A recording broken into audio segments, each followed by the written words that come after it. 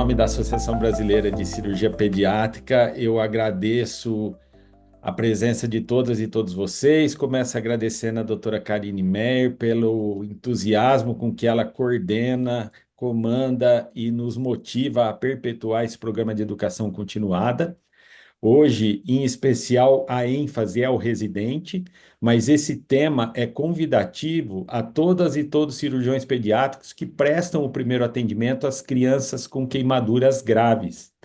E nessa atividade de hoje, nós contamos com a participação da doutora Cristina, que vai apresentar o tema, e também com a presença do Dr. Rodrigo Feijó, que vai atuar na qualidade de moderador e contribuir com a sua experiência pela sua vivência na unidade de queimados no Hospital Joana Guzmão, em Santa Catarina.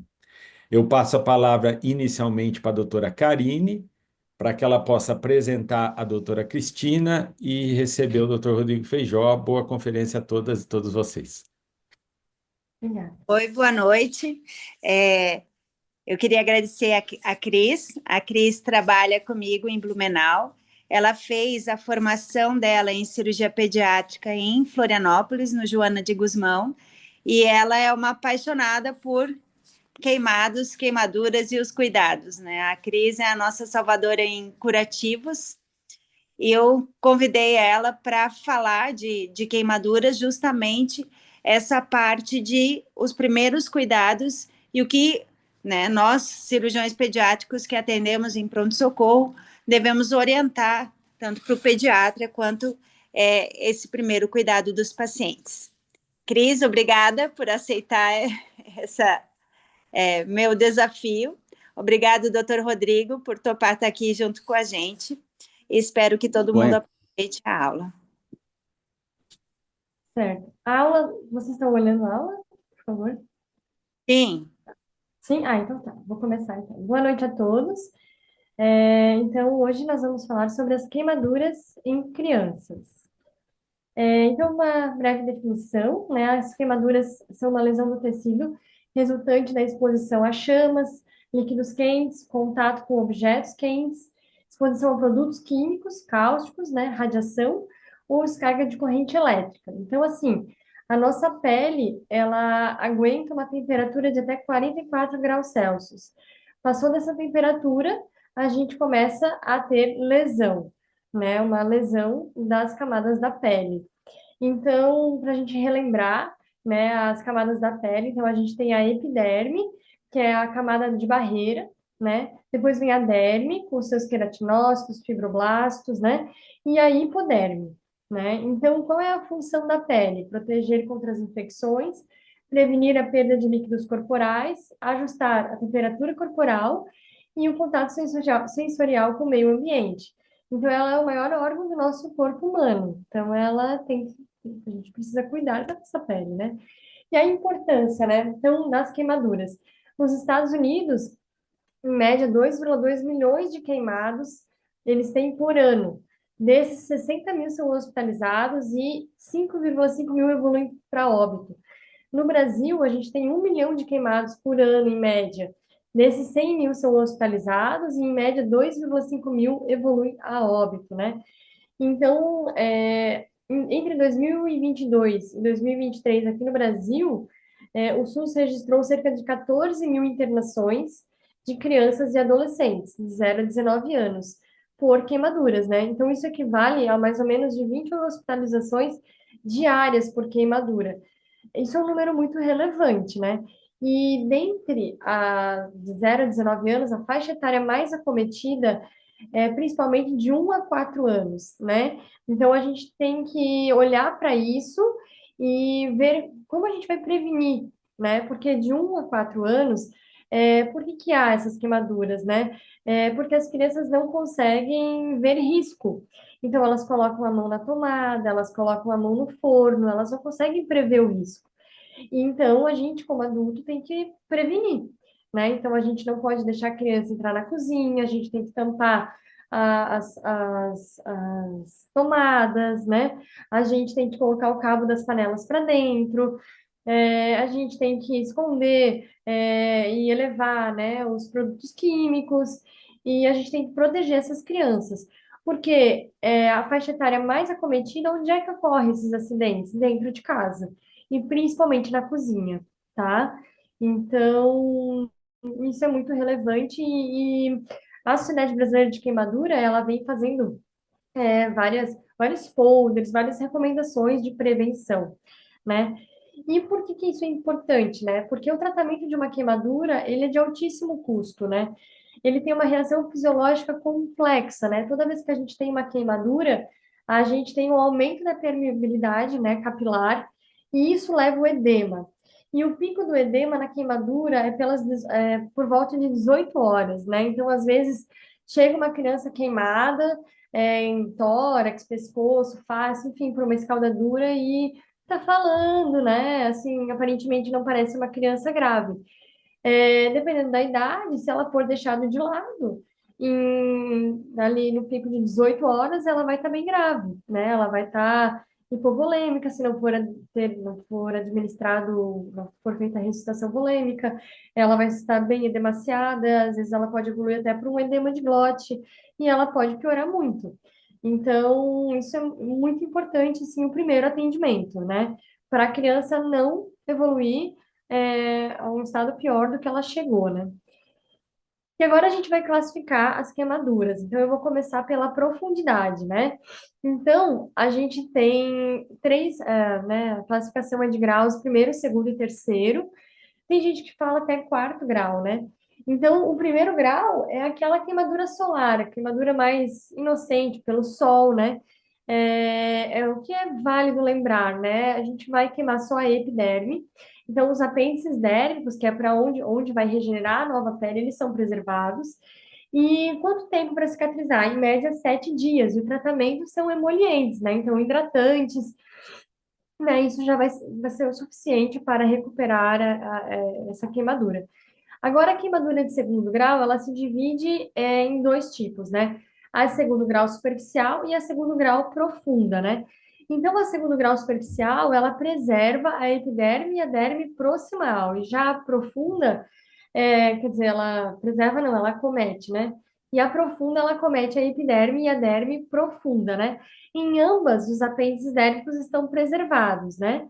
E a reepitelização se dá através desses apêndices dérmicos.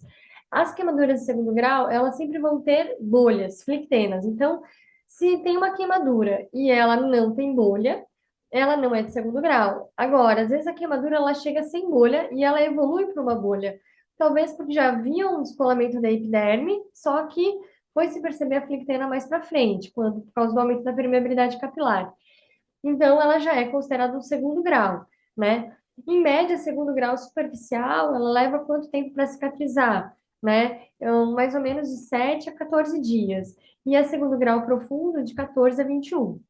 A de terceiro grau, então, ela acomete todas as camadas da pele, que é de espessura total, né? E os apêndices dérmicos, eles não são preservados. Então, é uma queimadura que ela não é dolorosa, porque a terminação nervosa foi queimada.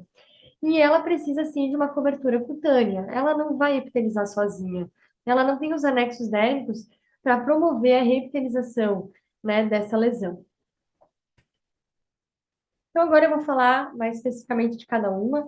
Então, a primeiro grau, né, que eu já comentei, ela é uma lesão hiperemiada, ela é úmida, dolorosa, né? Então, o que a gente costuma ver mais é raios solares. O que a gente tem que lembrar dessa queimadura é que ela não entra na fórmula dos 9, na regra dos 9, que é a regra para ver a extensão da queimadura. Ou seja, se ela não entra na regra dos 9, então ela não entra na fórmula do Parkland, tá? Isso também é importante. Então, só vai entrar a partir do segundo grau, para a gente fazer a resuscitação volêmica. Então, essa queimadura, ela não precisa de um centro de tratamento de queimados, ela não precisa de internação. O tratamento é em casa, domiciliar, né? Com os hidratantes. A lesão de espessura parcial, superficial e a profunda, essa sim, ela precisa de um centro de tratamento de queimadura, né? Então, como eu falei, ela tem bolhas, né? E ela costuma ser úmida, ela costuma ser dolorosa.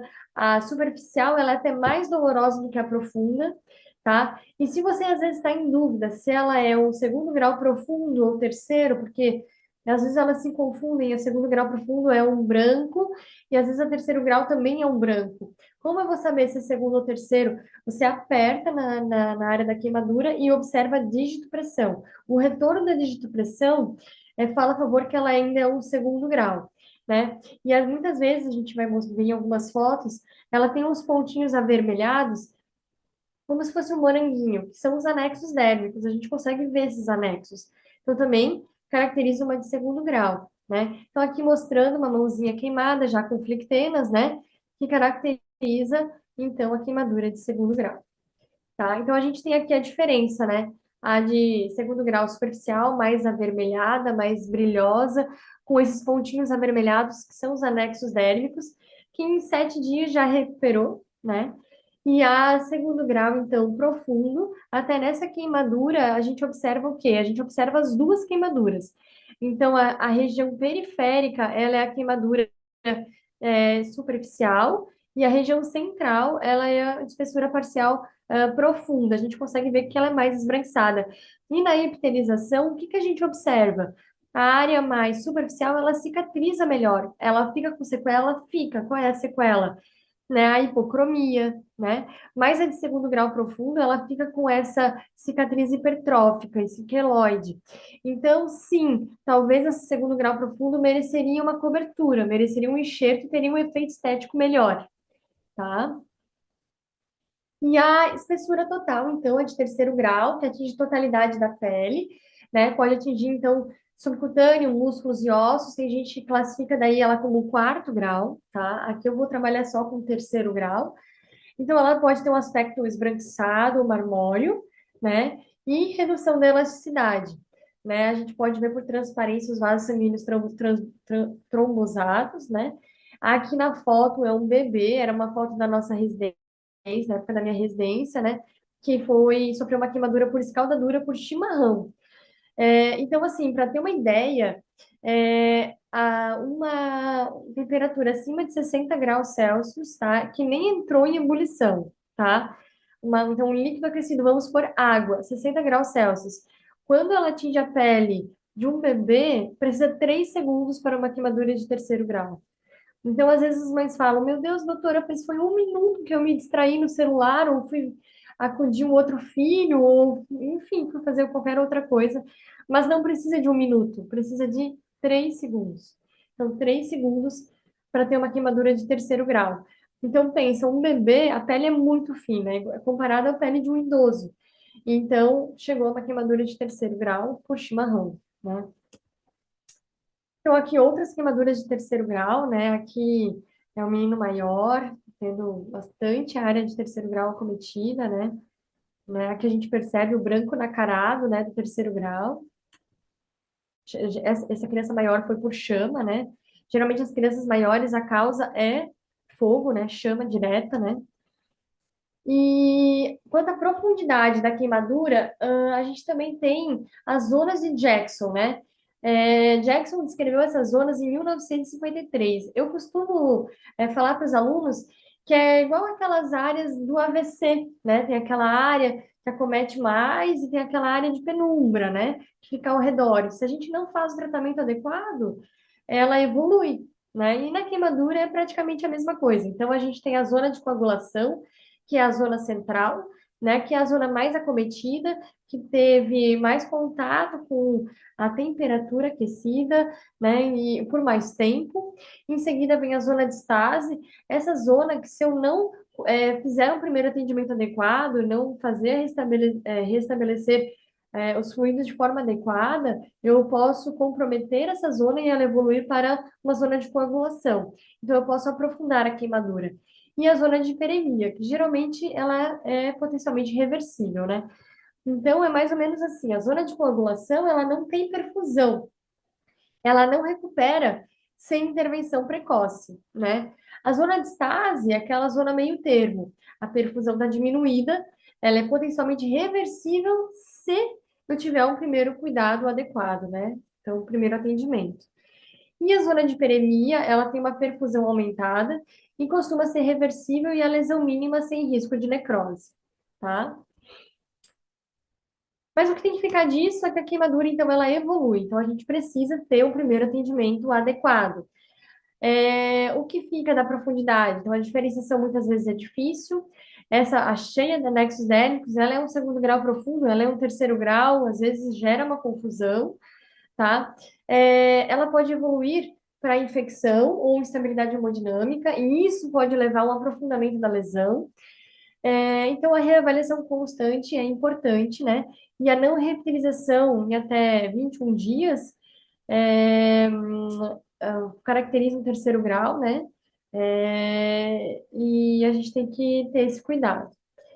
Aqui a gente tem outras fotos, né, de segundo grau. A gente vê aqui por escaldadura, essa é a queimadura em menores de 4 anos mais comum.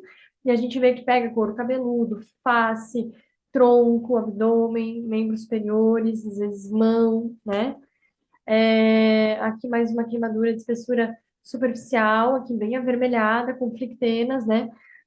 Aqui uma outra queimadura um pouco mais profunda, por chama, né? Aqui mais uma queimadura por escaldadura. A gente percebe que escorre, né? Então, esse mecanismo de ação aqui, queimadura de genitália, tá? Então, a gente, às vezes, quando a gente tem uma queimadura circunferencial no pênis, às vezes a gente tem que fazer escarotomia, né? A gente faz uma incisão longitudinal no dorso do pênis. E às vezes o pênis precisa de enxerto também, né? Sempre que tem queimadura na genitália, precisa de sonda vesical, porque isso aqui vai edemaciar, a criança não vai conseguir urinar, né? Aqui um bebezinho, ó, né? Cuidado com a hipotermia também desse bebê, né? E aí agora a gente vai falar sobre a gravidade da queimadura, né? Então, a extensão e a profundidade, a gravidade está relacionada quanto à vida. Então, quanto mais extensa a superfície corporal queimada, mais grave, né? Mais profundo, quanto mais áreas de terceiro grau, mais grave. A gente fala também assim, por exemplo, o paciente tem 40% de superfície corporal queimada, então 40% de mortalidade, né? Então, quanto à vida, gravidade, né? Agora, quanto à profundidade e à localização, gravidade quanto à sequela também, né? Então, terceiro grau, uma genitália, ou numa articulação, né? O que pega na articulação, né? Um terceiro grau numa articulação vai precisar de uma cobertura. Então, o que a gente observa? Que a criança cresce, mas a cicatriz não acompanha, então a gente vai ter sequela, que são as retrações. Então, a gente vai ter que fazer múltiplas cirurgias para soltando essas áreas de retração, às vezes tendo que colocar uma matriz de regeneração para melhorar a qualidade dessa queimadura, né? E aí, o que pega nessa gravidade da queimadura são os fatores, né? Então, extremos de idade, né? Então, o bebezinho menor de 2 anos, né? Ou o idoso, a gravidade vai ser maior. O agente, né? Então, por exemplo, chama direta, a chance de ser um terceiro grau é maior. O óleo, a chance de aprofundar essa queimadura é maior, porque o óleo atinge uma temperatura mais elevada do que a água, né? O tempo de exposição também. Então, assim, tudo isso, na hora que alguém passa o caso para a gente, trabalhar com queimadura, a gente já vai montando um cenário na nossa cabeça para mais ou menos, o que eu vou precisar? Eu vou precisar uma vaga de UTI, eu vou precisar acionar o centro cirúrgico para fazer o curativo lá, eu vou precisar, né? Então, nesses fatores a gente já vai montando um cenário de quão grave o paciente vai chegar, né? Queimadura em face, genitália, mãos, pés, né? Grandes articulações, problemas médicos, por exemplo, o paciente é renal crônico, o paciente tem um problema pulmonar e mais uma queimadura, então é um paciente mais grave, né? O paciente sofreu um trauma, mais uma queimadura, também ele é mais grave. Ou o paciente que teve lesão de vias aéreas, ele inalou fumaça, né? Então, mesmo em paciente com uma superfície corporal pequena, queimada, mas com lesão de via aérea, a gente tem uma mortalidade mais elevada. E a gente também classifica a gravidade, vocês vão perceber, em leve, moderada e grave. Doutor, isso tem que saber?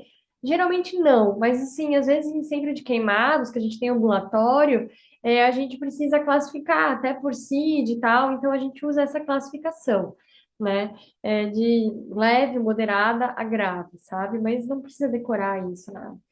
Agora, quanto à extensão, né? Então, assim, a regra dos 9, ela nos ajuda muito, principalmente quando a gente faz SAMU, né? E a gente está no pronto atendimento, é uma regra mais rápida, né? Mas a gente pode também imprimir, colar na parede, na sala de trauma, enfim, né? Mas é uma regra um pouco mais rápida. Mas a gente tem que ter muito cuidado na criança para não hiperidratar e não hipoidratar. Então, na residência, a gente usava muito essa regra de Land e Broder, né? Por que que ela era importante? Porque a criança, quanto menor a criança, maior a área, né? Principalmente na cabeça. Então, se a gente vai observar de 0 a 1 ano, a área, a superfície corporal é de 19, né? A gente vai usar. Então, é uma área grande. E à medida que a criança vai crescendo, vai diminuindo, ó. No adulto chega, o valor chega a 7, né? Ou 15 anos ali em 9. Porque a superfície é maior. Então, a gente consegue estimar mais preciso essa superfície corporal queimada. Mas, assim, por exemplo, eu tenho vamos ver aqui, uma perna direita, tá? Perna direita de 0 a 1 ano vale 5. E aí, mas queimou só 5 milímetros. Eu vou considerar 5? Não, entendeu? Vai considerar um no máximo na conta. E eu percebi, assim, na residência, que a gente pegava pacientes do estado inteiro, quando eles passavam o caso, sempre era assim, ó, 30%, 40%, 50% de superfície corporal queimada, que a gente já tinha que reservar UTI, que a gente já tinha que ficar mais atento. Mas chegava criança, assim, não dava nem 10 às vezes. Por quê? Porque as pessoas não sabiam fazer, não sabiam, assim, fazer essa conta, sabe? Elas olhavam ali, tronco anterior 18, queimou, qualquer queimadurinha pequena é 18. E não é bem assim, né? A gente tem que ser mais preciso para não calcular errado. Mas hoje existe a tecnologia, né? E existe um aplicativo chamado eBurn, tem tanto para Android quanto para iPhone, né? É, no iPhone aparece assim, né? Essa chaminha assim, uma cruz, um sorinho. É um aplicativo francês, mas ele tem uma utilidade fenomenal. Eu vou mostrar para vocês um paciente grande queimado, que eu fiz o cálculo através da tabela e depois eu fiz o cálculo através do aplicativo e vocês vão ver que vai dar a mesma coisa. Então, assim, ó, paciente S, né, um grande queimado por fogo, né, um paciente até que foi a Karine que fez o primeiro atendimento ali em Blumenau, aqui em Blumenau, né, ele foi um paciente que o pai colocou fogo na casa e ele e a mãe estavam dentro do banheiro escondidos e eles demoraram para conseguir sair de dentro do banheiro. Porque a casa pegou fogo, no final o pai também pegou fogo no pai, o pai acabou até indo a óbito, a mãe foi a óbito, e a criança se salvou, né? Depois ela foi para o Joana de Guzmão, e a criança saiu, e depois até veio agradecer a Karine lá na policlínica. Então, esse paciente, quando a Karine me mandou, eu falei, meu Deus, amiga, é quase 100% de superfície corporal queimada, num olhar rápido, sabe? Mas um olhar mais atento a gente consegue aferir melhor. Então, pelas fotos, a gente consegue ver ali, ó, tronco posterior, foi praticamente todo queimado, né? Ele tinha em torno de 12 anos, acredito, na época. Então, tronco posterior eu já considerei 13. Braço direito circunferencial, né? Então, braço é 4, tá? Como era circunferencial, é o total, né? Pernas anteriores, que aqui na foto a gente só consegue ver na parte da frente. Então, como foram as duas pernas, a parte da frente seria só 3, mas como as duas, então 6. Os pés, eu considerei tudo, deu 7. Então, aqui deu 30% de superfície queimada. Então, aqui, ó, face, daí eu considerei todo o resto, sabe? No final, deu 30 mais 32,5, deu 62,5 aproximado. Mas o que é legal que eu coloquei ele no aplicativo. Então, ó, 12 anos, o peso, a altura, e eu usei 4 a constante para o Parkland. Posso usar de 2 a 4. Podia ter usado 3? Podia, né? Mas ele era um grande queimado. Então, a gente optou por usar 4. Daí aqui, se vocês perceberem, na primeira parte, tem o Parkland, ó. As primeiras 8 horas, então a metade do volume já está calculado em ml hora. E depois, né, nas outras 16 horas, a outra metade, tá? Então já está tudo calculadinho. E aí, na próxima tela, eu pintei as queimaduras, mais ou menos, né? E se você vai olhar bem lá embaixo, deu 62,4%, né? E, ó, deu 62,5% pela tabela. Então, o aplicativo, ele é bem fidedigno, tá? A gente pode usar sem medo, tá bom? E isso facilita muito no pronto-socorro. Você pinta, já sabe a superfície, já sabe se vai internar ou não, e já consegue precisar com mais clareza a fórmula de Parker. Outra regra que é interessante é a palma da mão do paciente, incluindo os dedos, que equivale a 1%. Então, um erro muito clássico é a gente achar que é a nossa mão, né? E ficar medindo conforme a nossa mão. Então, não, é a mão do paciente, né? Isso também ajuda para ser mais rápido lá na hora do trauma, né? Para saber se eu tenho que repor volume rápido ou não. Tá, então, o primeiro atendimento é fundamental para o prognóstico dessa criança, né? Então, o que é importante eu saber no local? Então, eu tenho que extinguir as chamas com um cobertor, né? Uma chama, eu não vou, né, fazer ventinho, né? Porque eu vou aumentar o oxigênio e vai aumentar a chama. Então, eu vou cobrir, vou abafar para diminuir o oxigênio e a chama se extinguir, né? Vou remover a fonte de calor.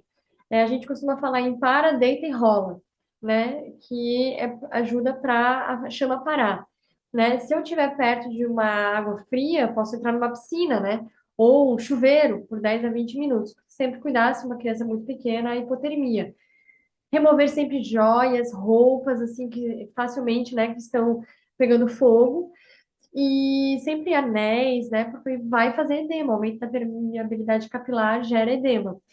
E uma coisa muito interessante é nunca aplicar gelo. Geralmente as pessoas têm essa ideia de, né, tá doendo muito, vou botar gelo. Então você já tem uma queimadura e você vai colocar gelo em cima de uma queimadura. Gelo também faz uma queimadura, mas ele faz uma vasoconstrição periférica que pode aprofundar a sua queimadura.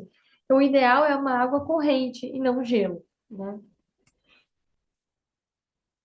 E aí, a queimadura, ela é um trauma. Então, a gente vai usar o ATLS para fazer o exame físico, para fazer a história, tudo. Então, o ABCD do trauma, né?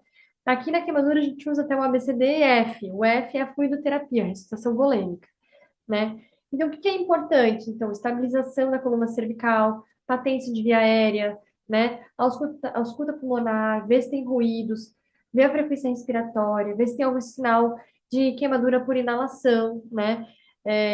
Escarro carbonáceo, queimadura de vibriças, né? Fuligem, né? Tosse produtiva, dificuldade para respirar, edema rápido em face. Então, tudo isso precisamos examinar, precisamos observar, né? No A. No B, então, oferecer, né, a máscara 10 litros por minuto a 100%, principalmente se tem suspeita de inalação de fumaça. Se a respiração está comprometida, considerar a intubação. Se tiver uma queimadura torácica profunda e circunferencial, principalmente numa criança, pensar numa escarotomia imediata lá na sala do trauma, sala de emergência, né? O C, então, checar a cor da pele, sensibilidade, os pulsos, o enchimento capilar, pressão. A gente sempre providencia dois acessos calibrosos, preferir evitar as áreas de queimadura, mas às vezes não é possível. Mas tentar evitar, e se não conseguir periférico, tentar uma intraóssea. Considerar o acesso venoso central, mas esse não é a primeira coisa a se fazer. Então, a primeira coisa é tentar um periférico, ou se não uma intraóssea. Daí depois vou pensar no acesso central, né? Avaliar a necessidade de uma escarotomia precoce, né, antes das 3 horas, principalmente se não tiver pulso distal, se não tiver um bom retorno capilar. Isso é bem importante. Então, até coloquei a escarotomia no C mesmo, para chamar atenção, que precisa ter uma perfusão adequada, um pulso, porque senão eu vou ter comprometimento desse membro, né, queimadura circunferencial, porque principalmente terceiro grau vira um couro, né? É igual a gente usar uma calça de couro bem justa. A gente não se sente mal, não parece que não circula o sangue. É a mesma coisa com uma queimadura, né? Então, a gente vai ter que fazer escarotomia lá na sala de emergência, não vai dar tempo de levar para o centro cirúrgico, nada disso, né? Tem que ser antes das 3 horas. Principalmente escara no tronco, pescoço, que compromete a respiração. Geralmente, os pacientes mais propensos têm uma superfície corporal acima de 40%, né? E sintomas, eles podem ter cianose, parestesia progressiva, diminuição ou ausência de pulsos, sensação de frio nas extremidades, né? Isso quando o paciente fala, mas às vezes ele tá, né, obnubilado, enfim, comatoso, né? A decisão, então eu tenho que ver os achados clínicos, a minha monitorização invasiva ou não adequada, que no caso seria não invasivo oxímetro de pulso, e considerar um ultrassom com Doppler. Garantir que também causas sistêmicas não estejam prejudicando a circulação distal. Então, o paciente está, né, tipo assim, ele veio, enfim, de Benedito Novo e ele queimou, sei lá, 1 da tarde. E aí ele vai para o Joana de Gusmão e ele chega no Joana de Gusmão com trânsito, tudo, às 4, 5 horas da tarde e não fizeram nada nesse paciente, nenhuma ml de ringer lactato. Então, o paciente chegou bem hipoperfundido, né? Então, tem que avaliar isso primeiro. Então, esse paciente, em 3 horas, ele vai ter que correr é, esse volume todo nas primeiras 8 horas. Em 3 horas, ele vai ter que correr o volume das 8 horas, porque ele perdeu tempo. Porque a reposição volêmica do paciente queimado, ela tem que começar a partir do trauma, e não a partir da chegada na emergência. Isso é bem importante, tá? E o ultrassom com Doppler, no caso de dúvida, é o método até mais seguro para verificar se tem circulação ali periférica e justificar até a escarotomia, né? Uma coisa que ajuda é a oximetria de pulso, né? Valores acima de 95% tem uma perfusão adequada, abaixo de 90 ponderar a escarotomia. E de 90 a 95, uma investigação mais aprofundada. Mas a regra ouro, ela é simples. Sempre que eu tiver dúvida numa queimadura circunferencial, aparentemente de terceiro grau, né, com pouca perfusão, eu vou realizar a escarotomia, né? Mas como é que eu vou fazer essa escarotomia? Então, a gente tem linhas já pré-estabelecidas, né? Tipo um tabuleiro de xadrez, né? Que vai fazer essa liberação. E a escarotomia, ela é diferente da fasciotomia. A escarotomia é só para abrir esse couro, né? Essa escara da própria queimadura. A hora que você abre, você vê o tecido, a hipoderme, né? A gordura, você já consegue visualizar e ela faz um relaxamento, assim, você consegue, você não precisa abrir realmente a fáscia muscular, né? Isso é um pouco, a fasciotomia precisa de centro cirúrgico, precisa de cirurgião habilitado, geralmente uma queimadura elétrica, né? Para não haver síndrome compartimental daquele grupamento muscular, né? É diferente da escarotomia da queimadura, sabe? Que pode fazer num ambiente, né, à beira do leito, com uma técnica cirúrgica, né, escovação, antisséptico, enfim, mas não precisa do centro cirúrgico, né. A gente também não precisa de anestesia, a gente pode fazer uma morfina endovenosa, né, para controlar a ansiedade, né, e sempre é 2 escarotomias em cada lado do membro para ter uma boa liberação, um bom relaxamento, né. Aqui é um paciente da minha residência, né, que o vizinho colocou fogo, e era o terceiro grau, e aí eu fiz a escarotomia nesse membro superior direito que tinha circunferencial, né? Então foi feita escarotomia.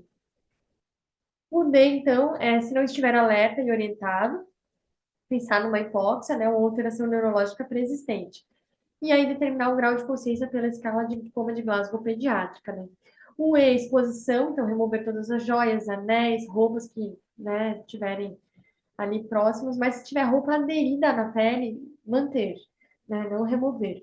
Avaliar a superfície corporal queimada e sempre cuidar com a temperatura corporal, né? Então, cobrir esse paciente com um lençol limpo, né? E até pode colocar um lençol térmico, né? Enfim, um protetor térmico para evitar a hipotermia, né? O F, então, é a da ressuscitação volêmica, né? Então, iniciar infusão endovenosa com ringer lactato, porque o ringer lactato tem o pH mais semelhante do plasma humano, né? E a Burns já fala que a reanimação oral ela pode ser efetiva para pacientes com queimadura moderada, então ali de 10 a 40%, né? Claro, paciente criança, né? Acima de 20%, ele é um paciente grave e ele vai ter uma estase gástrica, então não vai dar muito certo você querer fazer uma reanimação por fluidos orais, porque ele vai vomitar, entende? Então também vai um bom senso, né? Então, criança é basicamente endovenoso, a restrição volêmica. Então, avaliação secundária, né? Então, aquela avaliação dos pés à cabeça, para ver se tem alguma lesão associada, principalmente se tem algum trauma associado. E aí, coletar a história, né? Então, qual foi a causa da queimadura? Foi queimadura elétrica, foi escaldadura, foi chama, se foi um ambiente fechado, se foi um ambiente aberto, se houve inalação de fumaça, se teve algum agente físico associado, trauma, doença preexistente, se usa alguma medicação, alergia, imunização antitetânica, né? Então, isso, geralmente o cuidador ele vem relatando, né? E quais são os critérios para internar a criança, né? Então, a gente fala que sempre criança tem uma queimadura de segundo grau, acima de 10% de superfície corporal queimada, precisa hidratar, precisa internar, hidratar com fórmula de Parkland e passar sonda Foley, tá? Então, essas três coisas são fundamentais da criança. Terceiro grau, então, com qualquer idade, né, acima de 2 ou 3%, sempre que a queimadura ocorrer, né, segundo grau, face, ou terceiro, face, mão, pé, períneo, genitália, grandes articulações, tem que internar, queimadura circunferencial, queimadura elétrica, química, lesão inalatória, pacientes com comorbidades, pacientes com traumas concomitantes, ou aquele caso que você acha que teve abuso, né? Ai, queimou os dois pés, né? Então, será que não foi um abuso, né, de algum adulto querendo punir a criança de alguma forma? Ou se você está em dúvida da questão se foi ao abuso ou não, é uma internação mais social, tá? Isso é muito comum em crianças também. A gente tem que lembrar também que toda queimadura ela é negligência. Ai, doutora, mas foi um acidente, mas foi negligência. Porque a criança, ela não tem como se defender. Até 1 a 4 anos ela não teve risco. Então, toda queimadura, teoricamente, teria que ter acionado o conselho tutelar, tá? Para investigar, porque é considerado uma negligência. Então, a reposição volêmica do grande queimado, que é fundamental para a gente fazer o primeiro atendimento de forma adequada, né? Então, sempre tiver mais que 10%, eu vou fazer o Parkland. Então, a fórmula do Parkland é de 2 a 4, né, ml, vezes o peso em quilos da criança, vezes a superfície corporal queimada em porcentagem. Então, em adultos, geralmente usa 2, em criança usamos 4. Ah, posso usar 3? Pode. Posso usar 2? Pode. Se a criança estiver bem hidratada, queimadura, né, não for tão, posso usar? Pode, porque eu vou fazer o controle da diurese. Se eu tiver que aumentar, eu posso aumentar essa vazão ali na bomba, entende? Mas em criança, de forma costumeira, a gente usa a constante de 4. Metade desse volume vai correr as primeiras 8 horas após a queimadura, e não é após a admissão no CTQ ou após a admissão no pronto-socorro da cidade de origem, né? Então, é da hora da queimadura, e a outra metade nas 16 horas seguintes. Lembrando que esse volume não pode exceder 10% do peso do paciente em litros, né, por 24 horas, né? A permeabilidade, então, capilar, ela tem aquele pico, né? Começa ali 6 a 8 horas, depois ela tem aquele pico das 18 horas, e depois das 18 ela começa a normalizar. E aí a gente também pode entrar com coloide, né? Podemos usar ali 0,3 a 0,5 de coloide por quilo de peso, né? Por superfície corporal queimada, em porcentagem. E sempre passar a sonda Foley. Então, débito urinário, né, é menor que 30 quilos, a gente costuma usar 1 ml por hora, né, e de 1 a 1,5 ali, geralmente, e crianças acima de 30 quilos, de 30 a 50 ml hora. Queimaduras elétricas de alta voltagem, que é mais ou menos acima de 1000 volts, são severas, ainda associadas com trauma mecânico, fazem uma mioglobinúria e podem requerer mais fluidoterapia. Então, a gente pode permitir um débito de 2 ml quilo, né, hora para esse paciente. Hipoglicemia é muito comum em criança, porque a reserva de glicose cai drasticamente, há altos níveis de catecolamina, altos níveis de esteroide circulando pela resposta metabólica do trauma, né? Então, pode fazer hipoglicemia. Então, além da fórmula de Parkland, a gente faz o requerimento básico isotônico, né? Mais os eletrólitos. Então, a gente usa o soro glicosado a 5%, né?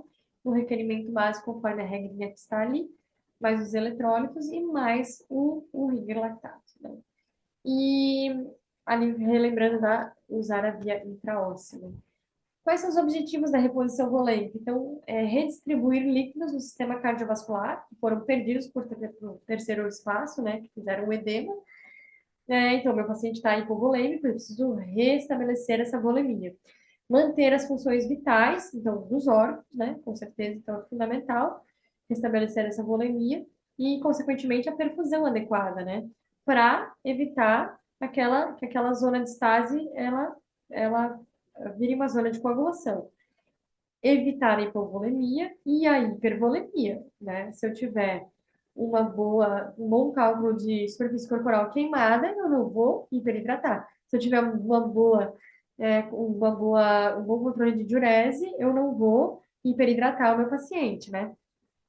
Que a duração da fase aguda leva de 48 a 72 horas, né? Então, o que que vai gerar uma hiperidratação? Uma síndrome compartimental, um distúrbio respiratório, um edema agudo de pulmão. Meu paciente pode ir a óbito por um edema agudo de pulmão, um queimado que às vezes nem precisava do parto, entendeu? Dependendo de como for, que foi mal calculado, né? Então, eu posso matar o meu paciente. Ou eu posso hipoidratar, então eu posso perpetuar o choque, eu posso aprofundar a queimadura, eu posso levar uma insuficiência renal para renal por falta de volume e, consequentemente, uma falência de múltiplos órgãos e sistemas. Então, aqui eu fiz um resuminho do que é importante. Então, estimar o tempo da queimadura para começar o Parkland, avaliar corretamente a superfície corporal, dois acessos calibrosos, tanto para a fórmula do Parkland quanto para a hidratação né, hipotônica, monitorização de 1 em 1 hora com sonda Foley, né? Se meu débito urinário estiver abaixo de 1 ml por hora, eu posso aumentar a fórmula de Parkland em 1/3 na bomba. Se estiver acima de 1,5, eu posso diminuir. Então, por isso da importância do controle do débito urinário de horário, né? Morfina, eu posso usar para controle, né, da ansiedade do paciente, enfim, para fazer um curativo, né? Na unidade de queimadas, a gente usava morfina oral, 0,2 miligramas por quilo, 30 minutinhos antes, tá? Não uso antibiótico, queimado chegou, eu não vou começar antibiótico endovenoso. Por quê? Porque um grande queimado, principalmente, eu vou selecionar cepas e aí chega uma hora que eu não tenho mais o que usar nesse queimado. Então, a gente não começa endovenoso, a gente começa via oral nos curativos, né? E geralmente em 48 horas e não nas primeiras, na chegada, né? Porque o da chegada a gente vai fazer um curativo não aderente, que eu vou explicar já mais para frente. Então, a gente só vai começar antibiótico se tiver cultura da ferida positiva ou se tiver uma infecção clínica detectada, né? O que mais?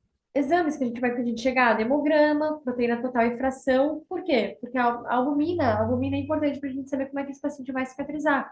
Quanto que eu vou ter que nutrir esse paciente, porque a nutrição, ela é fundamental, né? Chegou um queimado grave, eu tenho que ter uma nutrição, né, boa, com experiência em queimadura, porque esse paciente, ele não vai comer. E ele precisa, às vezes, uma sonda nasointeral, e essa sonda tem que explicar para a mãe que ela funciona, ela não vai machucar a criança, ela funciona para, durante a criança estar dormindo, ela está recebendo a dieta. E ela recebendo a dieta, ela vai cicatrizar. Então, é uma dieta hiperproteica e hipercalórica, né? Exames para queimadura elétrica, né? Tem que ter um eletro, tem que ter CPK e CKMB, função renal, porque a queimadura elétrica tem porta de entrada e de saída. Só que ela passa pelo coração e ela pode gerar uma arritmia, então a gente tem que ter esse controle, né? Posso usar no queimado grave também o bloqueador H2, o metrazol, o ranitidina. Se o paciente, então, tiver critérios de internação, ele deve, preferência, ficar em isolamento. Aqui da dieta que eu já comentei. Acima de 20%, geralmente a gente deixa a sonda aberta, para melhorar, até melhorar a estase gástrica, e depois a gente entra com a sonda nasointeral. Tá? Então, o primeiro curativo, né? A gente vai começar agora a falar dos curativos, né? Geralmente a gente degerma com água destilada, né? Pode ser um não tão gelado, né? Um sorinho mais morno. Uma água mais... O que é água destilada? Principalmente em criança acordada, porque o soro às vezes pode doer, né? Mas não tem assim, a gente costumava usar água destilada, né? E a gente usava clorex de desgermante a 2%, né? Fazia uma espuminha e lavava bem, sem esfregar, né? Lavava só com a mão, depois enxugava e aí cobria com curativo não aderente. Então, Gelonete, ou Curatec, ou Adaptic, ou Bactigras, são várias marcas que tem do curativo não aderente, daí seguindo por uma compressa e uma atadura estéreo, né? E a gente mantinha esse curativo não aderente fechado por 48 horas, que é o tempo de melhorar a fase aguda, né? De melhorar a permeabilidade capilar e de melhorar a fase aguda da queimadura e ver se ela evoluiu ou não evoluiu, né? Então, geralmente a gente antes de, tem bolha, segundo grau tem bolha. Então, o que a gente faz com as bolhas? Geralmente, a gente lavava, fura essa bolha com uma agulha 40 por 12, esvazia a flectena e aí faz a limpeza e cobre. Às vezes não precisa tirar nesse primeiro momento a pele da bolha, porque serve como curativo biológico. protege a derme que está lá exposta embaixo. Então, deixa essa pele da bolha ali em cima, sem problemas. Aí, em 48 horas, a gente faz o debridamento dessa flictena. A evolução dos curativos, né? Antigamente, a gente usava o nitrato de prata, sulfuro de enzima de prata, e hoje em dia a gente tem os curativos impregnados com prata, com espumas absorventes, que são não aderentes, então eles permitem uma deshospitalização, eles têm menor custo, eles diminuem a dor, né, permitem uma umidade adequada, e ainda liberam a prata que tem agente antibiótico. Então, isso é fantástico, né? Poder deshospitalizar o paciente com um curativo especial reduz muito o custo hospitalar, né? Então, aqui falando um pouquinho da sulfa, que ela era o tratamento padrão, ela tinha, né, essa ação antimicrobiana muito ampla, fácil acesso, baixo custo, porém retardava a cicatrização, porque a meia-vida da sulfa é de 12 horas, e toda vez que a gente geralmente troca todo dia, então é cada 24 horas, e toda vez que você lava, você remove os queratinócitos que estão migrando lá para reconstruir a pele, e uma vez que você remove os queratinócitos, você atrasa o processo de cicatrização, né? E além de ser doloroso, né, exige sedação, a camada que se passa é uma camada fina para evitar a toxicidade sistêmica. Ela não é eficaz contra o biofilme, ela resseca a ferida, então uma série de desvantagens, né? Mas a gente tem no SUS, nos serviços mais que não tem tanta tecnologia, e ainda se usa, né? Curativos com hidrogéis, então, eles são indicados em queimaduras de segundo grau mais superficiais, com etudato leve a moderado. Eles têm liberação da prata e também podem ser trocados a cada 1 a 3 dias. Eu gosto muito do hidrogel para ter na gaveta da cozinha quando a gente tem uma queimadura por contato, assim, e além, né, eu coloco na água corrente, né, o dele, enfim, que eu queimei, e depois eu passo o hidrogel, e é fantástico, assim, alivia a dor na hora, e não dá flectena, sabe? Parece que realmente ele não progride a queimadura, é muito bom. O Membracel também pode ser usado em queimadura, então, de segundo grau mais superficial. O Membracel é como se fosse um papel de seda com uns furinhos porosos, né, uma membrana. Ele substitui a epiderme, então ele diminui a dor, ele acelera o processo de cicatrização, ele adere na ferida e ele pode ficar de 7 a 10 dias, né? E aí você não precisa tirar ele. Você pode fazer troca só do curativo secundário, ou seja, da compressa e da atadura. Você não precisa ficar trocando ele. À medida que vai epitelizando, ele descola sozinho até cair. Então, ele ajuda bastante. Outra coisa que a gente usa bastante é a pomada de colagenase com clorofenicol, né? Principalmente pés, mãos, face genitália. A gente não gosta muito de usar açúcar, porque a açúcar pode escurecer essas áreas. Então, a gente opta pela colagenase, né? Tanto em parcial superficial e profunda, a gente usa bastante a colagenase. Outra coisa que a gente usava no infantil também para acelerar o processo de cicatrização era o laser, né? A gente solicitava para buco fazer o laser e o laser ele reorganiza as fibras de colágeno e acelerava bastante o processo de epitelização da queimadura. Então, a prata nanocristalina, que a gente usava até no infantil, é o ActCoat, mas tem outros, Mepilex, tudo que permite a troca a cada 7 dias. Qual é a desvantagem, ao meu ver, desse curativo? Ele adere na ferida, e ele não tem uma membrana absorvente, tá? Então, se tiver muito exudativa a lesão, ele ainda vai dançar na ferida, né? Então, ele é um curativo mais caro. Então, essa eu vejo que é uma desvantagem, mas sim, é um curativo que eu posso deixar 7 dias da criança. Claro que eu vou precisar de um curativo secundário, uma compressa e matadura, mas ele minimiza a troca dolorosa e libera a prata. Permite também esse ambiente úmido, que acelera a cicatrização. O que a gente usava aqui na época do sobreaviso era o Aquacel, era o que tinha disponível, assim, mais disponível, e aí eu tive bastante contato com esse material e tive bons resultados também. O Aquacel AG, então ele libera prata também, ele é é, ele forma um gel, esse carboximetilcelulose, ele é uma fibra, e ele vira um gel, depois que ele tem contato com a ferida, depois que ele recebe o exudato e ele libera a prata. E ele pode permanecer até 3 a 7 dias, né? E à medida que vai epitelizando, ele vai formando um pergaminho e você pode recortar as áreas que se desgrudam sozinhas. Quando ele cai sozinho, a ferida está epitelizada. né? Agora, se ela fica com mau cheiro, odor esverdeado, enfim, aí a gente tem que suspeitar de infecção. Quando ele fica mais secretivo, também às vezes ele cai mesmo sozinho ou você remove com soro. Então, ele é fácil de desprender porque ele forma esse gel. Aqui eu tenho uma paciente por escaldadura, né? E a gente foi usando o Aquacel e o resultado foi bem bom, né? Tinha uma área central de queimadura mais profunda, a área periférica era mais superficial, e no final ela ficou com uma sequela só de hipocromia, né? Não ficou com uma área de hipertrófica.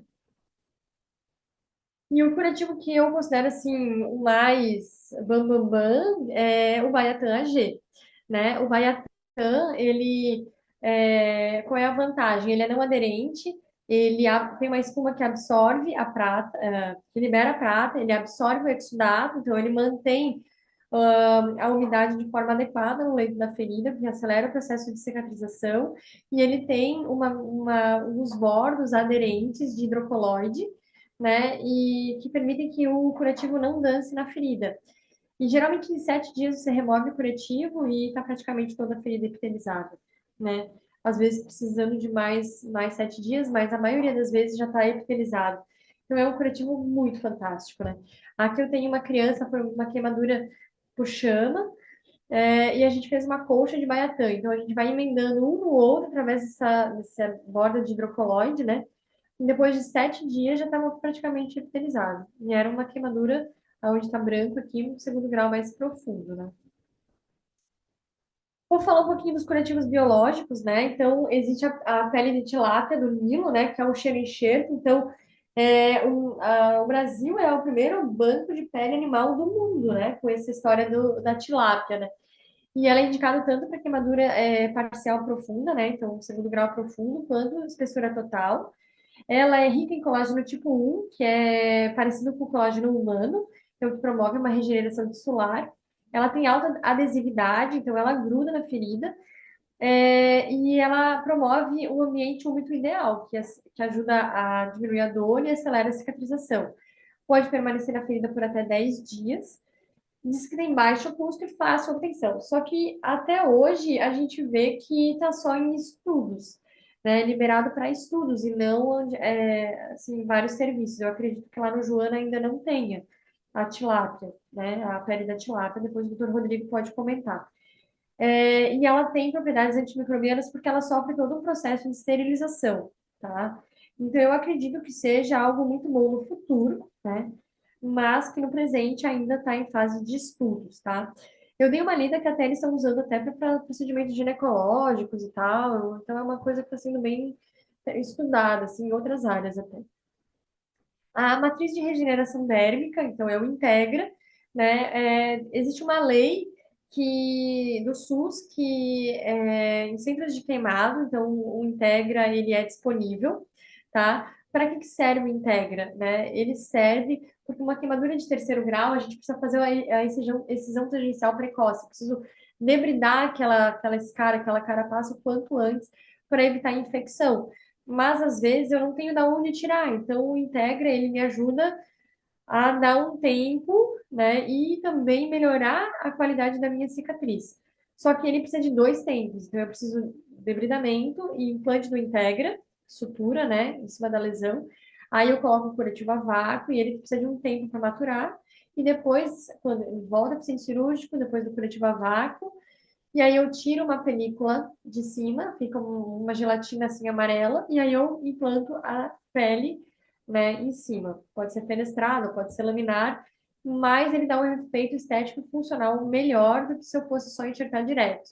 A gente tinha isso lá no infantil e tinha realmente bons resultados. A gente usava muito até em áreas de retração, né, aquelas áreas de flexão que dava menos retração depois naquela cicatriz, né? Então melhorava essa sequela. Então aqui tem uma crença grande queimada, que era uma queimadura que evoluiu para terceiro grau e que a gente fez enxerto fenestrado, né? Então aqui a gente tem né, hoje em dia, então, é preconizado essa excisão tangencial em até 7 dias, né? Esse debridamento precoce em até 7 dias. Aqui mostrando o que se usava antigamente, que é a faca de Blair, né? Que não consegue tirar uma camada muito fina, né? O ideal é que a gente use o dermátomo, né? Elétrico, né, sem cabo nenhum, e que ele tem uma espessura de 2 milímetros, e a área doadora, ele vai simular uma queimadura de segundo grau superficial, né, então que cicatriza em até 7 a 10 dias. Mas às vezes a faca a gente aprofunda mais do que deveria, né, então ela não é muito boa, assim, para tirar a pele doadora, né? Às vezes ela é melhor para tirar a escara mesmo, mas para a pele doadora, o dermátomo, ele é sensacional. Então, aqui a gente mostrando, né, a maquininha que faz a expansão da pele, né? Então, a gente pode expandir a pele em até 9 vezes, né? Então, principalmente naquelas crianças grandes queimadas que a gente não tem de onde tirar. Muitas vezes a gente usava até o couro cabeludo, né? Esperava epitelizar para poder tirar de novo do couro cabeludo, porque não tinha de onde tirar a pele, né? E falar um pouquinho sobre a infecção da área queimada, né? Então, sempre que muda a coloração, a evolução também de evoluir da parcial profunda para queimadura de espessura total e infecção pode promover essa evolução, né? Sempre que tem coloração esverdeada do subcutâneo, vesículas e lesões cicatrizadas, o desprendimento ou separação rápida do tecido da escara, ou até sinais flogísticos em áreas próximas à queimadura, a gente tem que pensar, então, numa infecção, pensar em fazer uma hemocultura, uma cultura da ferida e começar um antibiótico. Diferenciar, muito importante, criança do adulto, então, sobre a área superfície corporal, né, que é 3 vezes maior da criança. Então, ela vai perder mais líquidos do que, né, as perdas são maiores, ela tem. Então, as perdas, né, elas são maiores em criança, requerem maior recitação com fluidos, né, porque evapora mais para o adulto. A maior área corporal, né, que predispõe, então, à hipotermia também. E em criança abaixo de 2 anos, as camadas da pele são mais finas, né? Então, lembra que eu comentei que 3 segundos precisam, né, para fazer uma queimadura de terceiro grau numa criança pequena, né? Então, 3 segundos é nada, né? Deixa eu ver aqui. Então, abuso, né? Sempre tem que lembrar, é mais visto na classe média e alta, tá? Geralmente tem abuso psicológico e sexual envolvido. É mais comum as queimaduras por contato ou imersão, né? Sempre correlacionar a história com os achados, né? Geralmente queimaduras em mão, que compromete todos os dedos, a palma e a articulação. Então, aquela criança que foi colocado e deixado lá, sabe? Tem que pensar em abuso. Lesões simétricas abaixo de 4 anos, então as 2 mãos, os 2 pés, que nem nessa foto acima, os 2 pés. Essas fotos abaixo foi queimadura por banheira, né? Imersão. Então, assim, é muito comum queimadura por banheira, né? As pessoas não têm a noção, elas botam em cima da cama ou no chão a banheira e primeiro colocam água quente, né? A criança que gosta de banho já vai entrando também, né?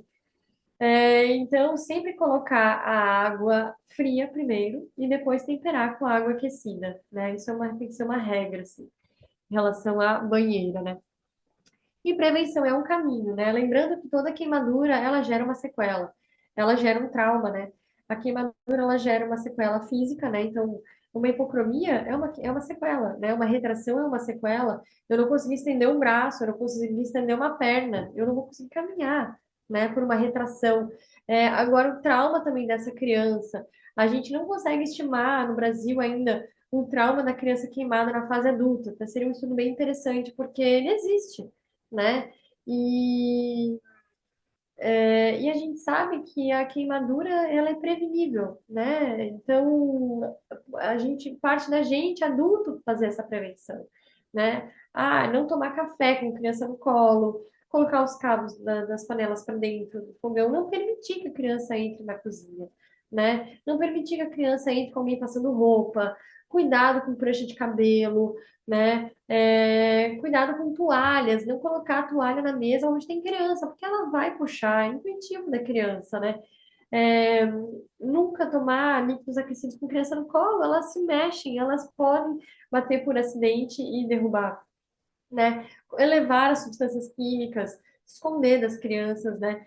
Tampar a eletricidade, né? Tem as tampinhas lá da eletricidade. E cuidar com o sol. Hoje em dia, o sol, as mães cuidam mais, né? Tem as camisas de fator solar e tudo, chapéuzinho e tudo. E hoje em dia tem menos queimadura solar do que tinha na minha época, né? Que a gente. Eu me lembro, assim, de ficar a mãe lá passando caladril e ficar uns 2 dias lá Não podia nem colocar roupa de tão queimada que ficava, né? Então, graças a Deus, isso já melhorou muito, né? Então é isso. Eu só relembrando aqui do Junho Laranja, né? Então, 6 de junho é uma lei também sobre o Dia Nacional de Luta contra as Queimaduras. Então, nesse mês, a Sociedade Brasileira de Queimaduras faz bastante eventos, folders, prevenções, né? Porque a prevenção é o caminho, né? Para diminuir custo hospitalar, custo de assistência de saúde pública, né? E evitar sequelas, né? Tanto psicológicas quanto físicas. Aí aqui tem as referências. Parabéns, Cris. Obrigada, Karine, Obrigada. pela oportunidade. O doutor Rodrigo quer comentar alguma coisa? Cadê o É, doutor? queria aproveitar, estou aqui. Estão me ouvindo bem? Ouvindo? Sim, Rapidamente, então, parabenizar a Cris, né? A gente fica muito feliz e orgulhoso em ter nossos residentes que saíram da nossa residência, que oferece esse treinamento para cirurgião pediátrico em queimaduras, que é muito raro. Então, a gente fica muito contente que a Cris levou esse ensinamento e está podendo, né, disseminar conhecimento para a cirurgia pediátrica, né? Parabéns, Cris. Sempre demonstrou na sua formação o interesse e o cuidado com a criança queimada na nossa unidade. Não tenho nada técnico para acrescentar, a aula perfeita, ela abordou todos os pontos importantes da situação, de como é que funciona o tratamento da queimadura, suas sequências, importâncias.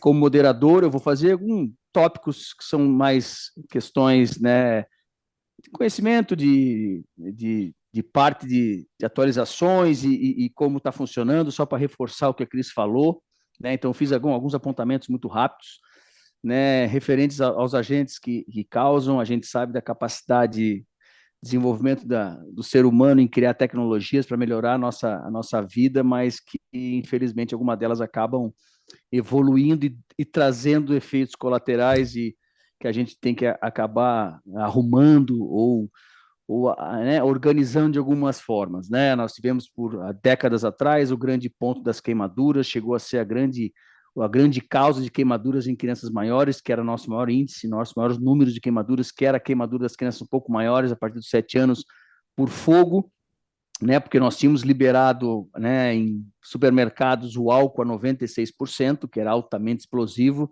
então se recebia demais queimaduras por crianças, né, que criança a partir de 7 anos roubava da cozinha ali o álcool e ia brincar de tocar fogo nos carrinhos, no quintal de casa e dava os acidentes. Graças a Deus, né, uma grande, né, digamos, revolução que nós conseguimos fazer junto ao Ministério da Saúde, o Congresso Nacional, de proibir. Vocês vão ver que hoje já você não consegue mais esse álcool, você não encontra mais em supermercados, 96%. Hoje nem o álcool líquido a 70% é mais comercializado, você só encontra o 46%.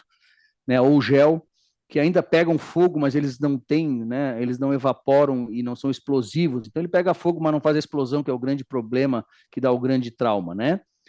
Algumas coisas evoluíram. Há uma década atrás, mais ou menos, nós tivemos a explosão das famosas chapinhas, né? Aquela moda das mulheres fazia o alisamento de cabelo com essas chapinhas. Tivemos um grande aumento na queimadura por contato em metal aquecido, pois as chapinhas eram práticas, então as mães utilizavam em qualquer lugar da casa, deixavam em cima da cama, do lado do bidê, na cozinha, no banheiro, e as crianças que tinham então queimaduras de mãos graves, nós tivemos muito tempo. Isso reduziu, realmente eu não sei, acho que ela não foi proibida, mas acho que as mulheres, por questão de moda, acho que descobriram que estragava o cabelo, não tem usado mais, graças a Deus, a gente vê muito pouco isso, tá?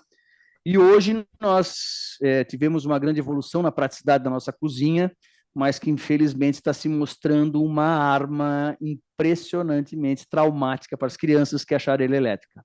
Né? Ela foi, se você pensar na chareira elétrica, ela foi feito um design, o design dela é feito para queimar crianças. Né? Você tem uma estrutura pequena, com água que aquece, né, até 100 graus a água, um cabo que é ligado numa tomada, ou seja, a criança alcança esse cabo, ela puxa esse cabo e ela faz a escaldadura da criança. E antigamente as mães né, conseguiam fazer seus cuidados, como a Cris falou, no fogão, aquecer água na chaleira, botava a chaleira para cima, ensinava a criança a não entrar na cozinha ou não chegar perto do fogão, mas agora a chaleira elétrica ela é utilizada em qualquer lugar da casa, isso está causando um grande estrago nas crianças, né? Isso é nacional, né? A gente não tem estatística a nível mundial, mas no Brasil é mote já de grandes estudos nossos para tentar entrar novamente junto ao Ministério da Saúde, Congresso Nacional, para melhorar esse cuidado com a chaleira elétrica.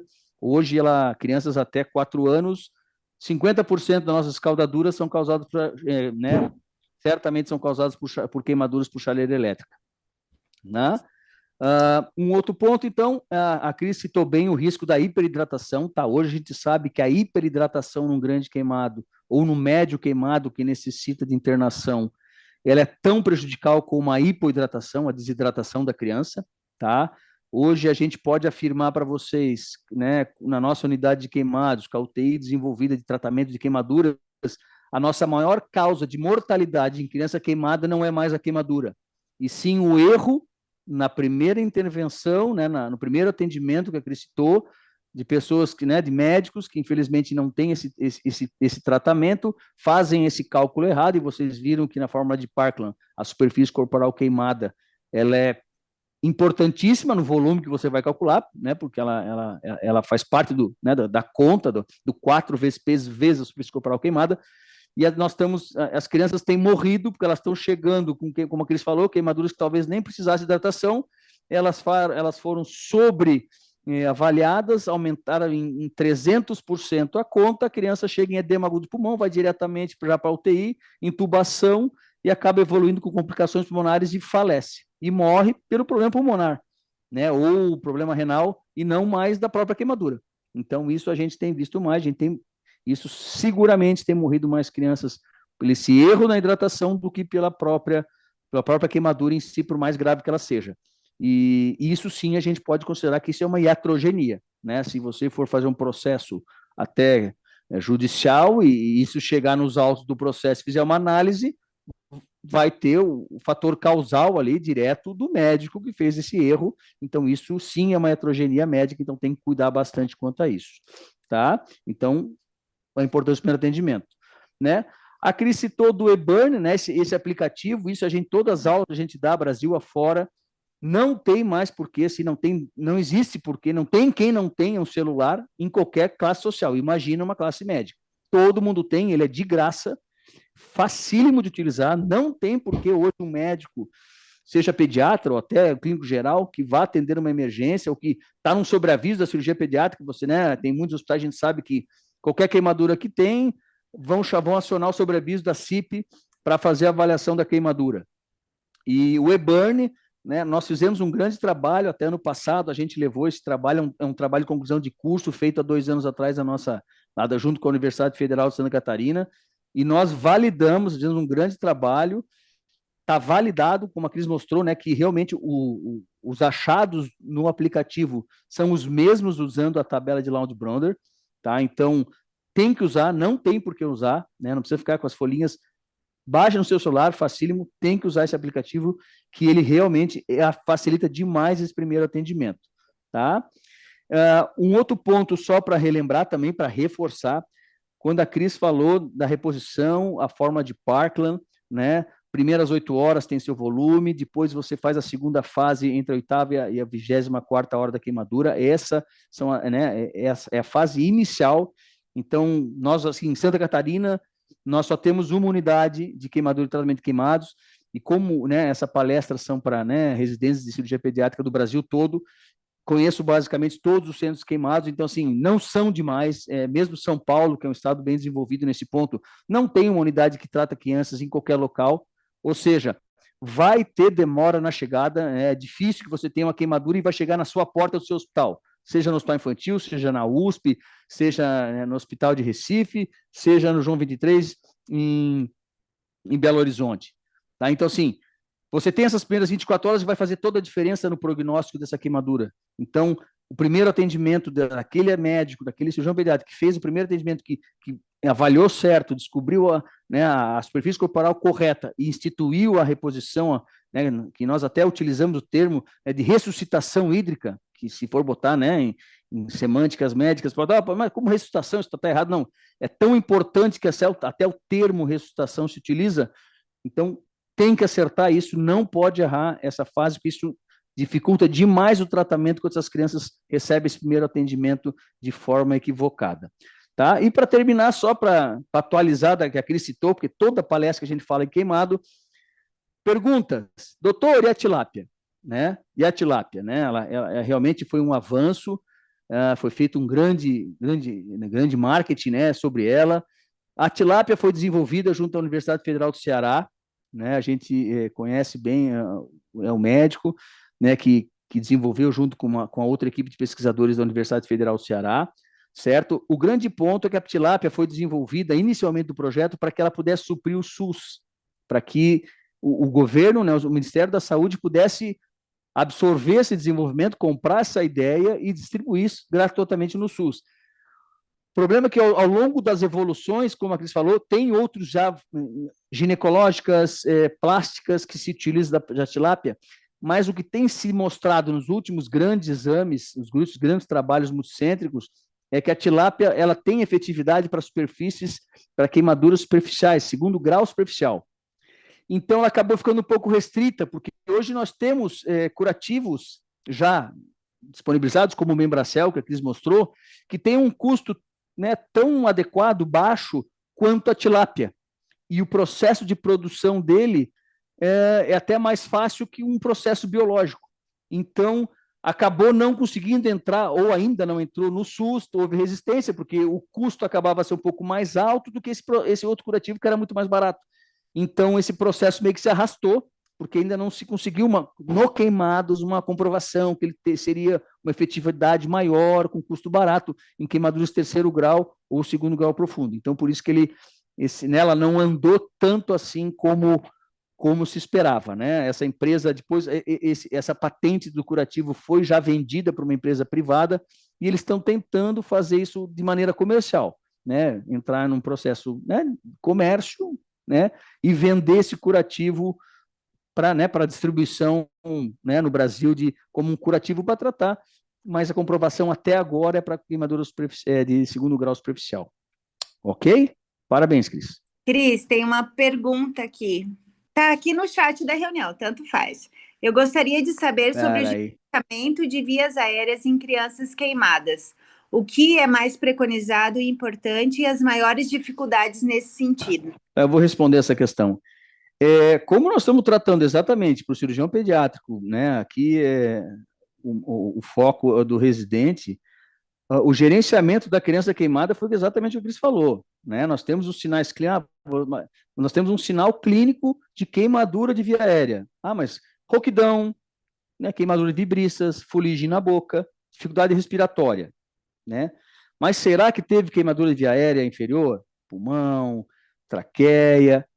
Na dúvida, você está num pronto atendimento e vai ter que transferir para uma unidade de queimados, né? Porque, assim, é raríssimas vezes que você vai ter uma queimadura numa criança com acometimento de via aérea por escaldadura.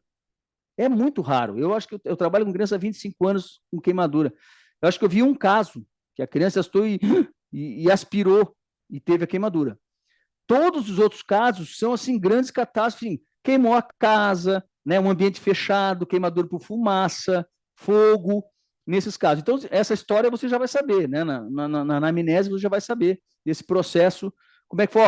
Queimou a casa, a criança estava fechada num matagal e pegou fogo na volta. Opa, é um caso, liga, né? Chama atenção. Tem esses sinais clínicos, qualquer sinal que você tenha de dificuldade respiratória e esses sinais secundários de queimadura, né? Fuligem na boca, o edema de glote, intuba,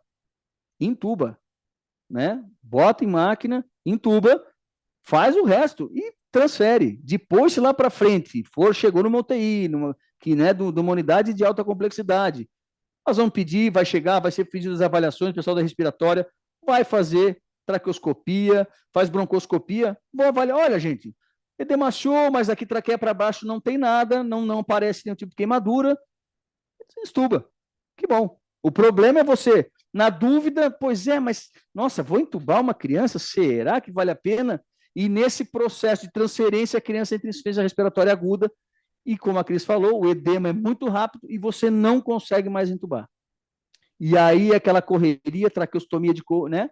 na urgência, vai dar mau resultado. Então, na dúvida, intuba, né, tem esses sinais clínicos, a história é compatível com fogo, né, fumaça, faz a intubação. Eu acho que o mais difícil, né, vou ligar meu vídeo aqui, de tudo, é que a maioria dos serviços, isso eu fiz Darcy Vargas, a gente não tinha nada de atendimento em queimados em São Paulo, assim, onde eu fiz, né? A maioria das crianças já são levadas para centros especializados, e o que a gente vê é que quando a gente vai, né, fui trabalhar em Blumenau, sou eu que sou chamada, né, na hora Exato.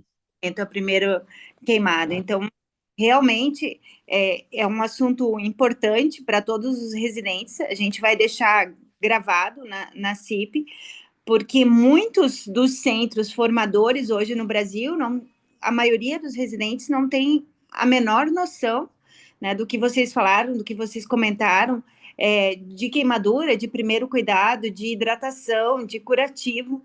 E somos nós, cirurgiões pediátricos, que somos acionados no primeiro momento, e a gente precisa saber, precisa ao menos conduzir para chegar para vocês, né, nesses centros de queimaduras. Então, acho um assunto muito importante, eu acho que todo residente, né, a gente vai divulgar mais para que todos os residentes tenham acesso a essa aula, porque somos nós. Mesmo que você não saiba, mesmo que você não tenha a menor noção, você vai ter que tomar conduta no teu pronto-socorro, no teu atendimento, na tua cidade do interior, porque é o cirurgião pediátrico que é acionado. E só o adendo, Canine, é importante, assim, toda vez que, né, me convido para palestrar, seja nos congressos da CIP, seja, né, o nacional, seja nos internacionais, eu sempre cito isso na nossa palestra, assim, a gente tem essa cabeça que, assim, isso é a cultura latino-americana e Brasil, né? Queimado é cirurgião plástico. Cirurgião plástico não tem formação em criança. Se eles vão trabalhar num centro de queimado, ele vai precisar de um pediatra para fazer a prescrição dele, para avaliar essa criança, e ele vai atuar só na cirurgia. É aquilo que a gente sempre briga nas residências de CIP. Olha, gente, nós somos cirurgiões pediátricos, o teu tratamento aqui vai ser pré, trans e pós-operatório. Você vai fazer o diagnóstico, vai operar e nós vamos cuidar até ter a alta da criança, né?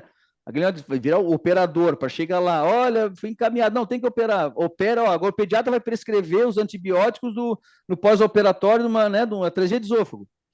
Não pode, você não faz isso. Por que no queimado? Então, assim, e é uma área extremamente carente e que tem uma ampla, assim, isso dá, assim, é um futuro, né? A gente, para tratar isso para o cirurgião pediátrico. Sim, você, mas doutor, mas não tem centro de cirurgia de grande queimado para ter uma área para a gente absorver o cirurgião, o pediátrico. Ok, eu atendo que sim, o grande queimado, precisa de um centro de tratamento, ok, mas 80%, 85% de crianças com queimadura de terceiro grau são enxertos simples, que não vão para UTI, que precisam de um treinamento que, pelo amor de Deus, gente, assim, do que a gente faz como CIP, transposições esofágicas, trigêmeos do esôfago, duplicações, o tratamento, assim, é diferente, mas ele é treino. E a gente tem essa capacidade na CIP de ter esse tratamento total de pré, trans e pós, o que o plástico não faz. Então, eles não querem tratar criança, então fica abandonado. Então, a gente trabalha como um CIP, que é raro no Brasil, eu acho que eu conheço, né, fora eu e o Maurício Perema, deve ter mais um ou dois CIP do Brasil todo que fazem isso. Tratam criança queimada em todo atendimento, né? Faz um médio atendimento. Olha, um grande queimado, vou mandar para ti, mas olha, eu estou aqui, eu tenho dermato, eu tenho um expansor, qualquer hospital um pouco maior tem condições de oferecer isso, e o médio queimado, queimou 10%, vou fazer até terceiro grau, já vou fazer um enxertinho dele, em uma semana vai para casa. E tu pode fazer isso em hospital de Unimed, fazer em hospitais privados, é uma grande área que para a CIP que não é explorada, que a gente fica, né, brigando por a areazinha para trabalhar naquele e é bom de fazer, não é difícil o treinamento. Então, eu sempre falo assim, gente, olho nisso, aprenda a fazer isso, a gente tem que absorver esse negócio, isso aí. Estados Unidos, quem trata queimado é cirurgião pediátrico. Europa é cirurgião pediátrico. Acho que não quer atender essas crianças, né? Exato. Ele vai fazer o curativo, ele vai fazer, mas é você que tem que dar Não, ele vai fazer porque assim, eu não faço, tá bom, eu vou, faço. Mas criança, mas não quero, vai enxertar a criança, eu vou fazer porque ninguém faz. Mas se você se dedicar a isso, é a América Latina que é o cirurgião plástico que trata a criança. Europa e Estados Unidos, quem faz isso é cirurgião pediátrico. Então, acho que é um foco para a gente pensar nisso. É um campo aberto, com muito volume, para a CIP poder entrar e tratar isso aí. Não precisa ser o grande queimado no centro de referência. No seu hospital, na sua cidade de média, né, uma cidade média que tenha 500 mil habitantes, um hospital maior, que tenha, né, um leito de CIP. Você não precisa botar a criança isolada para fazer um enxerto de 5%, 10%, que é 85% dos casos. Então, é treinamento. É uma área boa, assim, que assim, dá para, né, para desenvolver para a CIP. Outra coisa que aconteceu esses dias foi o hospital da Unimed aqui fazendo um protocolo via enfermeira de curativo no primeiro queimado. Daí até a Maria Beatriz e a Cristina discutindo no grupo, né, esses curativos, que eles estavam querendo usar coisas muito caras para pouca coisa, e na verdade são poucas as pessoas que conseguem discutir isso e conseguem padronizar, né? Porque a maioria dos nossos residentes e dos nossos cirurgiões pediátricos não consegue, eu mesmo não conseguiria nem discutir, porque eu não tive essa formação. Exatamente. É assim que funciona. Você vai discutir com uma enfermeira como? Se ela faz qualquer curso, né, jamais desmerecendo, porque queimadura é um tratamento em grandes queimados, grandes centros, multidisciplinar, sem uma enfermeira capacitada em grandes queimados, centros de referência, você não vai trabalhar, jamais vai trabalhar sozinho, tá? Mas nessas médias complexidades, uma enfermeira faz um curso, você não fez nada, nem na tua formação de graduação, você não viu nada, né? Quem tem dente, né? Terra de banguela que tem um dente é rei. Essa é a teoria. Então, se você não vai discutir como, aí vai sobrar para doutor, mas olha, então, o senhor tem que prescrever aqui que foi decidido que no protocolo tem que usar Acticode para queimadura de mão de primeiro grau. Pois é, mas, bom, se eles estão dizendo, eu vou assinar. Pronto, tá feito o rolo. Não é fácil, mas eu acho que a gente tem que difundir conhecimento, né? A gente está aqui para isso, por isso que fiquei muito feliz com a participação de vocês. Eu acho que a Cris estava me ligando aqui, eu não atendi ela para não sair da aula, mas eu acho que ela não conseguiu entrar, deve ter dado algum problema. Mas a gente precisa disso, precisa cada vez mais difundir. Eu acho que a gente tem que assumir esse papel no cuidado do queimado e isso aí. Negócio com propriedade, né? Sabendo o que está fazendo. Isso aí. Deixo aqui o convite, né? Nosso serviço de pediátrica, né? Todo mundo conhece, no Hospital Joana de Guzmão, temos serviço há 50 anos já de residência lá. Nós tratamos queimados já há 50 anos, quem cuida são os cirurgiões pediátricos, foi evoluindo. Nós temos sistemas de estágio, né, para residentes de pediatria, conforme as substituições, vai fazer o convênio junto com o hospital infantil, vai passar um mês conosco lá para ter uma noção básica, não vai sair um cirurgião pediátrico especialista em grandes queimados, mas vai saber as técnicas, vai ver que assim, vai resolver muita coisa que ele precisa, o estágio. Né, a gente está aberto sempre a receber e difundir esse conhecimento para qualquer residência de cirurgia pediátrica de residências reconhecidas pela CIP. A gente está aberto para isso.